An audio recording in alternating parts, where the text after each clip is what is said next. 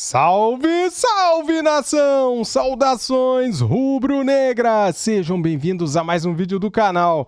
Vamos acompanhar aqui o pós-jogo com as análises da vitória do Mengão. Boa vitória, Flamengo 3, Bairro 0, 3-0 no foguinho, galera. Que maravilha! O Flamengo precisava dar uma resposta para a torcida e deu. Foi um bom jogo, uma boa vitória, um placar legal. O Flamengo não sofreu, administrou bem o jogo e venceu bem, né? E agora o pensamento lá no domingo, clássico, Flamengo e Palmeiras. Só que agora vamos falar aqui desse jogo, né? Deixa o seu like, seja bem-vindo aqui ao nosso canal, se inscreva e ative o sininho. Vamos acompanhar aqui esse pós-jogo com as análises do programa da ESPN Brasil. Link na descrição como créditos, Grupo Disney. Vamos ver aqui o que eles vão falar do jogo? Então vamos embora. Para vencer o Botafogo nesse sentido. E é o né? Botafogo também. E é isso, e era um clássico, né? Então, assim, me chamou a atenção como o jogo foi se construindo.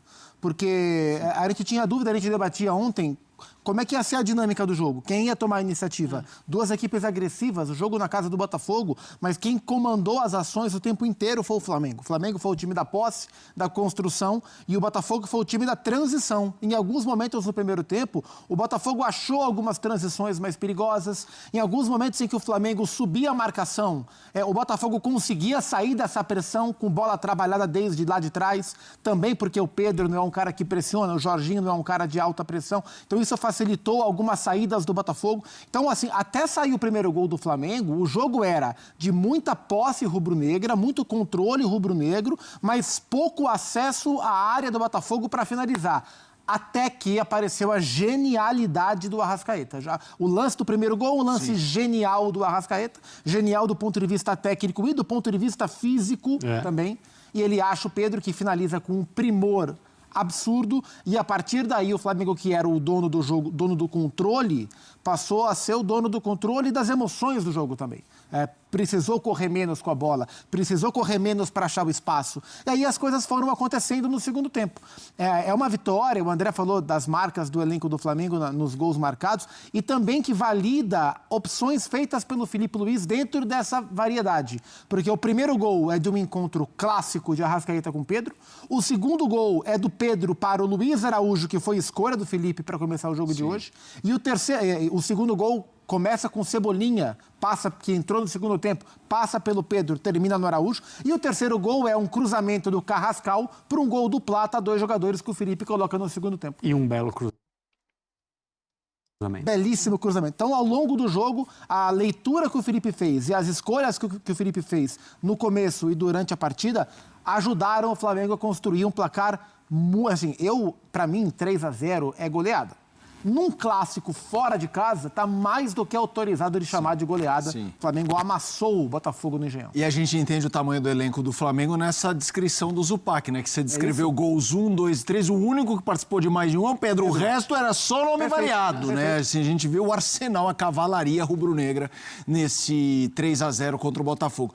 A gente já vai ouvir técnicos deste jogo Flamengo-Botafogo. Tem também a repercussão de Palmeiras e Red Bull Bragantino. Mas, André, antes da gente ir nas individualidades e tal. A Marcela perguntou para o Zupac essa coisa de controlar o ambiente, que é verdade, né? Parece maluco, mas a última derrota lá para o Bahia, o último jogo, teve Moro pichado e tal.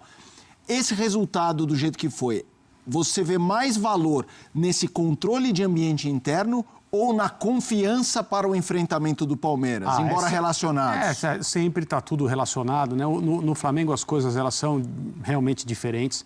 Existe, às vezes, internamente um ambiente difícil de administrar. Os treinadores que passaram por ali sempre comentaram a respeito disso. No caso do Filipe Luís, que foi jogador, conhece a casa, foi técnico. Pera aí, galera, deixa eu arrumar a imagem aqui porque tem problema aqui. A Globo adora derrubar meus vídeos, então não posso dar mole, né, de mostrar aqui a imagem do jogo, beleza? Vamos lá.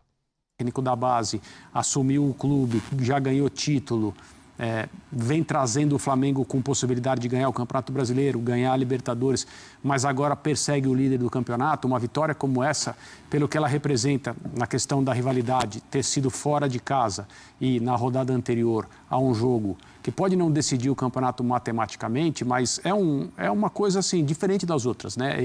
Essa visita do Palmeiras ao Maracanã, ainda mais com o Palmeiras no momento, né, na posição de líder do Campeonato Brasileiro, é um jogo daqueles que a gente circula e as duas equipes também circulam no sentido de preciso chegar a ele da melhor forma possível. Muitas coisas você planeja e não consegue executar, outras não dá para você planejar porque você tem rodadas, né? A rodada de hoje, se o Palmeiras em casa não levasse o Bragantino com a maior seriedade, talvez não fizesse o resultado que fez, que também o empolga. Daqui a pouco a gente vai poder falar sobre isso. O segundo tempo do Palmeiras hoje contra o Red Bull Bragantino foi um negócio fora do normal em relação ao que é o potencial que a gente viu até agora no Palmeiras e a noção que todo mundo tem que o Palmeiras está de fato se acertando.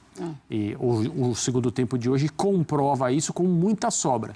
Mas em relação ao Flamengo, é um controle de uma certa situação difícil de administrar, que o próprio De Arrascaeta, na entrevista que a gente mostrou ao longo da semana, disse: é hora do torcedor estar conosco, nós precisamos dele. Se não se viu ao longo da temporada uma declaração como essa, ainda mais no Flamengo, ainda mais de alguém como o De Arrascaeta. E um 3-0 no Engenhão contra o Botafogo é capaz de fazer maravilhas nesse aspecto. Não só pela pontuação, mas também por isso. Ô Zupa, pensando nessa partida, pensando nos próximos jogos também para esse Flamengo, esse é o tipo de jogo assim que pode mudar o time, pode mudar a maneira como o Felipe Luiz olha para os seus jogadores titulares. E eu falo isso também pensando no Pedro, né? Ele dá assistência, ele faz gol. Ele pode voltar a ser titular depois de uma partida como essa?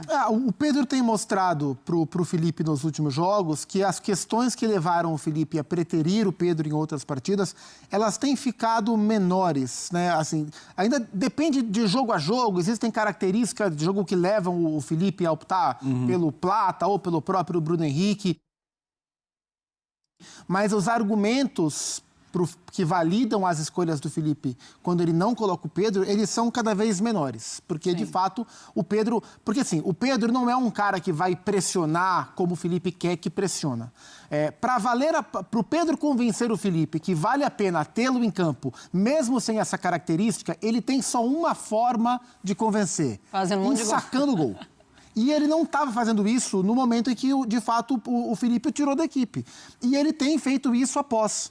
E é sempre válido não voltar à polêmica pela polêmica, porque ela é só para esquentar debate, não é esse o ponto.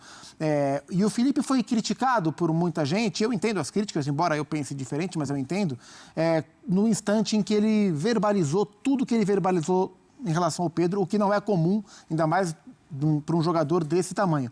Mas o Felipe fez muito bem para o Pedro. O Felipe ajudou o Pedro.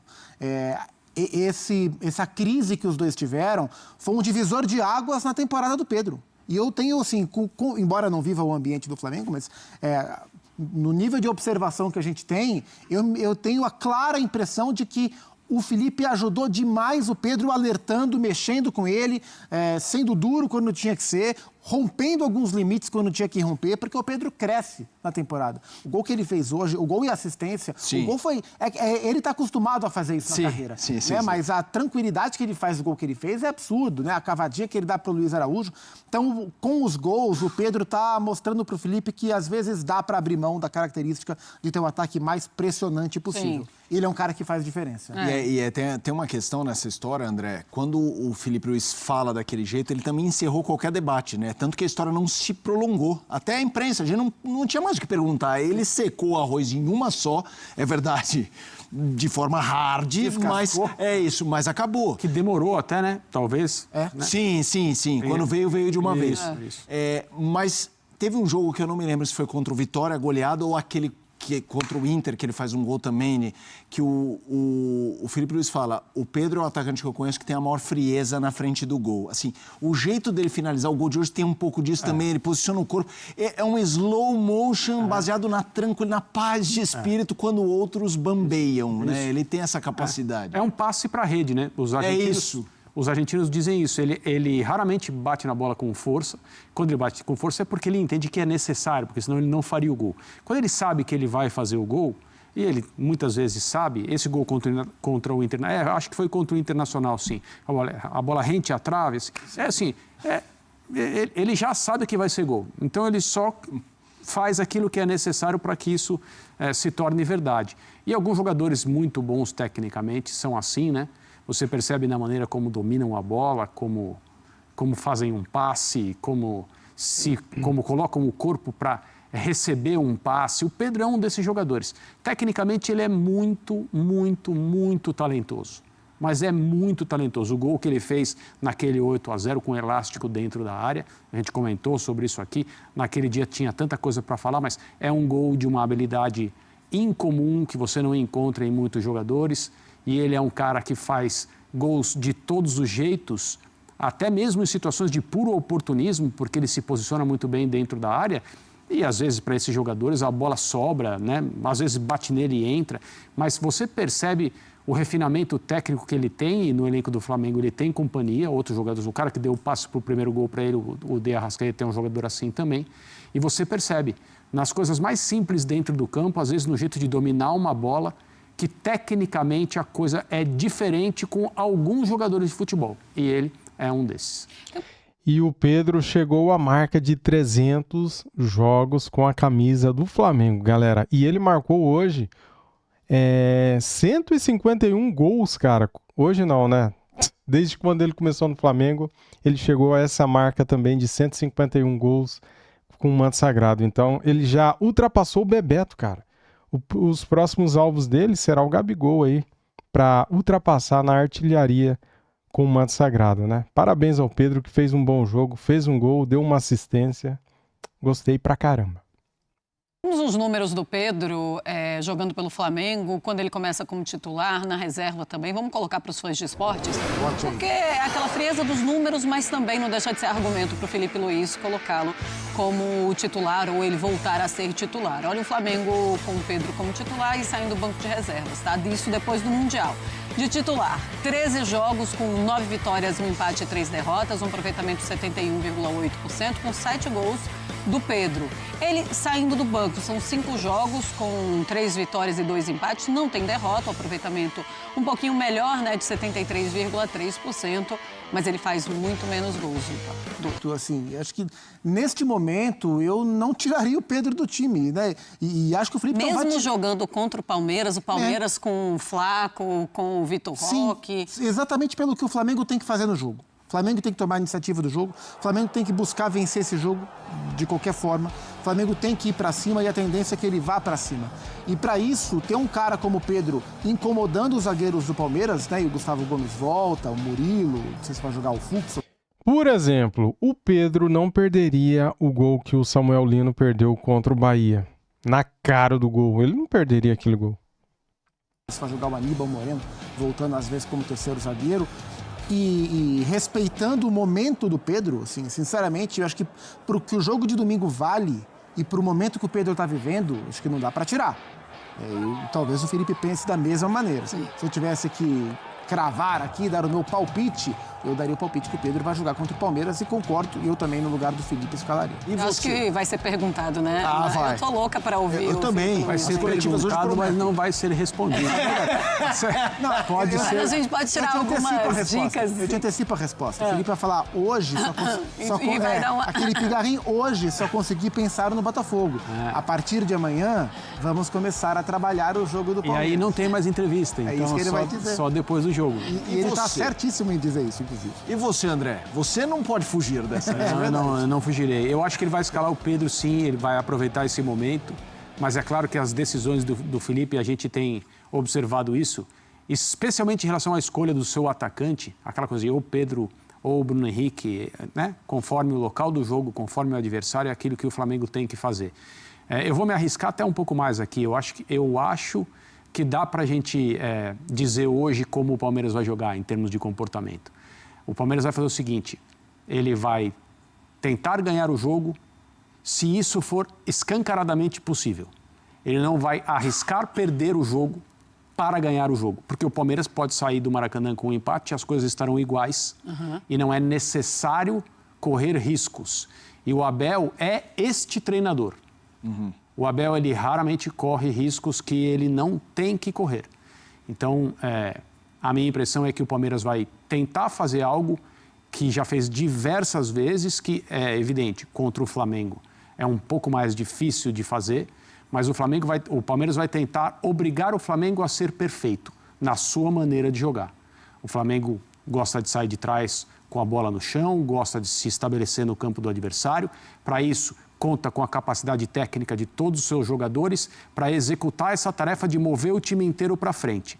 Erros nesse processo podem ser punidos. Foram punidos contra o Cruzeiro, naquela derrota que já faz tempo, quando o Cruzeiro venceu o Flamengo em Belo Horizonte, foram punidos com o Santos e em algumas outras partidas nas quais o Flamengo não esteve, como diziam os técnicos espanhóis, fino no seu processo de jogo. Eu acho que o Palmeiras vai forçar erros nesse processo. Se conseguir, pode se dar bem. Se não conseguir, a coisa mais natural que vai acontecer é o Flamengo jogar no campo de ataque. E quando isso acontece, é sempre arriscado para o time que se defende. Mas o Palmeiras é uma equipe que se orgulha da sua capacidade defensiva também. Pois é, e é impressionante também a temporada do Arrascaeta. É incrível o que o Arrascaeta tá fazendo, tá bem fisicamente e quando ele tá um pouquinho, né, com o ritmo de jogo e sem se machucar, ele consegue fazer grandes partidas. Mais uma assistência do Arrasca, ninguém segura, né, o Arrasca. E assim, ele é um cara que ele não precisa estar participando do jogo o tempo inteiro, todo, né? E ele não participa do jogo ativamente o tempo inteiro. Exato. Mas ele participou do jogo da maneira mais ativa possível no momento mais importante do jogo. Quando o Flamengo tinha muita posse, mas não tinha chance, ele aparecia pouco, e aí ele veio buscar uma bola no meio-campo, ganha um primeiro duelo físico no meio-campo, gira e percorre espaço com a bola, força, ganha um segundo duelo no corpo, né? Então ele foi buscar no meio. Ele teve duelo físico, girou e arrancou. Segundo duelo físico, sustentou no corpo e deu um passe genial para o Pedro. Não foi o passe mais genial que ele já deu, porque ele já deu vários, mas foi uma jogada genial com um passe maravilhoso. E o gol do Pedro, e a partir dali o jogo fica confortável para o Flamengo. Então, assim, esse é o cara genial, também é o cara que participa o tempo inteiro e tá o jogo todo sendo ativo na partida, e é o cara que, no momento certo, aparece com seu talento único e muda a cara do jogo. Esse é o Jordan de Arrascaeta, um jogador fenomenal, na sua melhor temporada no Flamengo, o melhor jogador do time, um dos melhores jogadores do campeonato. Para mim, o melhor jogador da temporada no futebol brasileiro é o Arrascaeta. Bola de ouro? E você vê como... Do Campeonato Brasileiro eu vou esperar um pouco mais. Da temporada, né, janeiro a outubro, para mim era melhor. Você olhando... Ele chegou a 14 assistências hoje, né, cara? Muita coisa, né? O Flaco e o Vitor Roque, você dá um olhar. Já olhei pro Caio, já olhei pro Caio Jorge, hoje eu olho pro Vitor Roque, vou esperar um pouquinho. E você vê que aquilo que a gente conversou sobre o de Arrascaeta já há algum tempo, o fato dele parecer, né, a impressão que dá que, como ele está mais presente, porque está mais saudável, ele tem mais oportunidades de ser o jogador decisivo que todo mundo sabe que ele é. E hoje, mais uma vez, isso aconteceu. A diferença que faz o cara estar... Eu imagino que ele está numa forma física que ele não atinge há algumas temporadas. Sim, concordo. E se sentindo bem como ele não se sentia já há algum tempo. Seja porque ele convive com aquela lesão que é meio crônica e aparentemente isso foi solucionado. Seja porque ele passou um tempão saindo e voltando, saindo e voltando. E aí quando volta, demora para estar se sentindo no auge. E a arrancada que ele dá para fazer a assistência do primeiro gol é própria de um jogador que está num grande momento físico, com a idade que ele tem. Então, o trabalho feito pelo e com o Arrascaeta, a gente precisa elogiar, porque isso coloca um jogador totalmente decisivo no melhor da sua forma. Esse lance de hoje é bem marcante, Zupac. Vamos lá, dá aula em campo. Arrascaeta na temporada pelo Flamengo, sem estadual e Supercopa. 39 jogos, é o quarto no ranking do time, é um número expressivo. Galera, vamos lá. Tem uma música de fundo aqui, eu vou falar aqui para vocês. Ó, dá aula em campo. Arrascaeta na temporada pelo Flamengo, sem estadual e Supercopa. Em jogos, 39, ele é o quarto no ranking. Gols, 17, é o primeiro. Assistências, 12, é o primeiro também. Na temporada, ele chega a 19 gols e 14 assistências, tá? Só que aqui falando de campeonato brasileiro, né? Ele chega a 12 assistências. Participações em gol, 29 é o primeiro. Finalização por jogo, né? 2,1, ele é o segundo. Chances criadas por jogo, 1,6, ele é o primeiro. Deu uma assistência diante do Botafogo. Então, Arrascaeta em campo, ele dá aula. O cara é muito brabo, viu, velho? Vamos lá. 17 gols, é o artilheiro. Deixa eu me corrigir aqui. Contando estadual e Supercopa, ele chega a 19 gols e 14 assistências. Tirando estadual e Supercopa, ele tem 17 gols e 12 assistências, tá bom? Muito bem, agora deixa eu trazer aqui uma informação bacana, galera. Quanto tempo faz que o Palmeiras não ganha do Flamengo pelo Campeonato Brasileiro? A equipe paulista não ganha do rival carioca em partidas válidas pelo Campeonato Brasileiro desde novembro de 2017. Olha só, hein, cara. 8 anos, hein, que o Palmeiras não ganha. Só que de lá pra cá, cara, o Flamengo ganhou alguns jogos e ultimamente tem dado muitos empates, né? O Flamengo tem empatado bastante aí com o Palmeiras. Se eu não me engano, 7 empates teve nos últimos jogos entre Flamengo e Palmeiras. Tô chutando, tá 7, porque eu tenho na memória que parece que é 7, ok? Ou 8, mas eu acho que é 7. E aí, gostaram do jogo? Gostaram da vitória do Mengão? Domingo tem clássico, hein? Rapaz, vai pegar fogo esse jogo. Flamengo e Palmeiras. Pra você, tem favorito? Cara, o Palmeiras tá jogando bem, né, cara? Tá jogando bem. Só que ele tinha pego o Juventude, né? Juventude é muito fraco, vai cair pra Série B. O Bragantino não aspira em nada. O Bragantino é um catadão em campo, um time muito fraco, muito ruim, desorganizado, um time que foi engolido pelo Palmeiras, né? Lógico que eu só vi metade do primeiro tempo, porque o jogo do Flamengo foi no mesmo horário. Vi ali um pedacinho também no intervalo. E o Palmeiras atropelou, pelo que eu vi. Foi 5-1 o resultado e o Flamengo também passou por cima do Botafogo. O Botafogo não viu a cor da bola. Seria um exagero falar isso, mas o Flamengo fez o que quis com o Botafogo.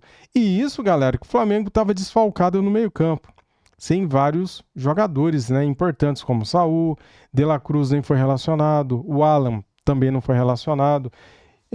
O Éric Pulgar entrou no segundo tempo, Felipe Luiz conseguiu fazer uma estratégia muito bacana, né? Nenhum dos jogadores pendurados levaram um cartão amarelo, isso é muito bom. O Arrascaeta saiu livre, o Éric Pulgar também não levou cartão, o Jorginho também, e tem mais um jogador que estava pendurado que não levou cartão. Isso é muito bom, cara. O Carrascal, né? O Carrascal, isso. 4 jogadores pendurados e nenhum levou cartão. Que maravilha. Flamengo vai ter força máxima domingo contra o Palmeiras. E aí? Se o Flamengo vencer, iguala na pontuação, eles ficam com uma vitória a mais, só que os saldos de gols do Flamengo é bem maior, né? Tudo pode acontecer, galera. Faltam ainda 11 rodadas para terminar o Campeonato Brasileiro. E, cara, tem muito jogo pela frente. Esses jogos aí de Libertadores no meio do Campeonato Brasileiro pode mudar tudo. Porque o Palmeiras, ele enfrenta o Cruzeiro no meio dos 2 jogos aí da Libertadores da América, né? O Palmeiras que tem que viajar lá pro Equador e enfrentar a LDU. Vai ser pedreira lá, hein, cara? E depois tem que pegar o Cruzeiro aqui pelo Campeonato Brasileiro. O Cruzeiro que vai descansar a semana inteira, né? Então, tudo pode acontecer nessa data aí, né? Nesse meio termo, né? De datas entre Libertadores e Campeonato Brasileiro, tá bom? Deixa o like para ajudar, se inscreva no canal e ative o sininho. Valeu, fui!